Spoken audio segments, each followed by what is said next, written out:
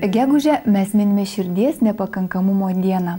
Todėl šiame siužete iš kardiologų konferencijos ne tik aktualizuojame šią temą, bet ir ieškome išeičių. Statistika rodo, kad per 5 metus nuo širdies nepakankamumo nustatymo miršta kas antras pacientas. Europoje kiekvienais metais dėl pirmą kartą gyvenime diagnozuoto širdies nepakankamumo į ligonines paguldoma per 2 milijonus žmonių. Tai iš tiesų yra tokia gąsdinanti statistika ir dauguma žmonių galvoja, kad bijoti reikia vėžinių susirgymų.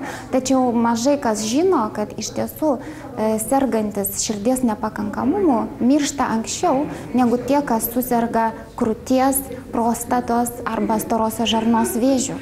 Gegužės mėnesį Europos kardiologų draugijos iniciatyva visose šalyse minima širdies nepakankamumo diena.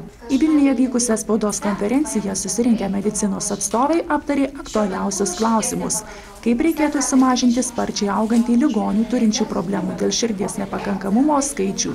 Aptartas nemedikamentinis gydymas ir jo efektyvumas. Per metus mes Lietuvoje implantuojam daugiau negu 100 aparatų skirtų širdies resinchronizaciniai terapijai ir kardioverterių defibriliatorių implantuojam taip pat apie 100. Aparatai yra perkami ligoninių, ligoniai jokių problemų dėl aparatų įsigijimo neturi.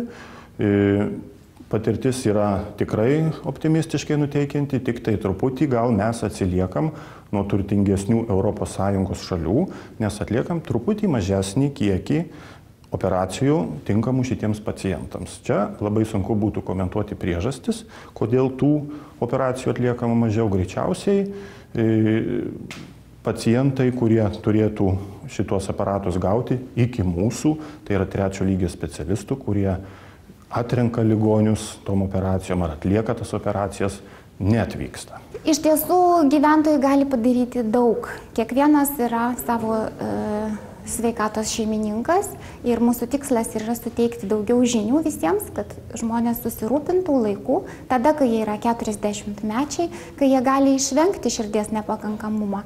Visa tai yra sveika gyvensena. Raktas yra sveika gyvensena. Lietuvoje mes truputį esame nuskriausti, nes paciento mokymas ir šitie tikslai turėtų būti gyvendinami ne gydytojo, nes gydytojo laikas yra labai brangus, jis yra skirtas kitiem tikslam įgyvendinti. O pacientų mokymas tai yra bendros praktikos slaugytojų užduotis. Ir žinoma, būtų labai šaunu, jeigu ir Lietuvoje, kaip ir Europoje, būtų širdies nepakankamos slaugytojas parengtos.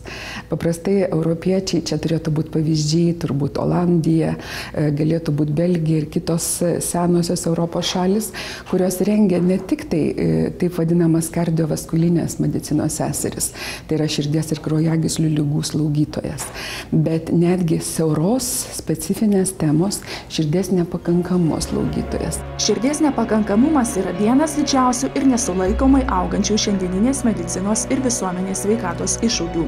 Manoma, kad šia liga serga daugiau nei 28 milijonai Europos gyventojų. Vyrai ir moterys šia liga serga vienodai dažnai.